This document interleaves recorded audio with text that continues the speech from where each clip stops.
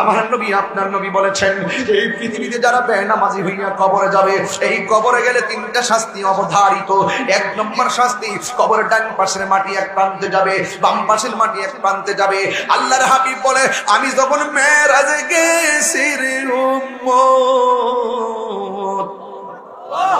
আমি অনেক আযাব দেখেছি, এর মধ্যে একটা আযাব দেখছি কবরের আযাব। এই কবরের মধ্যে আবার আযাবের ক্লাস আছে, নিম্নে আছে, মধ্যম আছে, বেশি আছে। এর মধ্যে সবচাইতে বেশি আযাব হইল কবরের মাটির চাপা। আমার নবী বলেন, এই চাপাটা মারব বেনামাজিরে।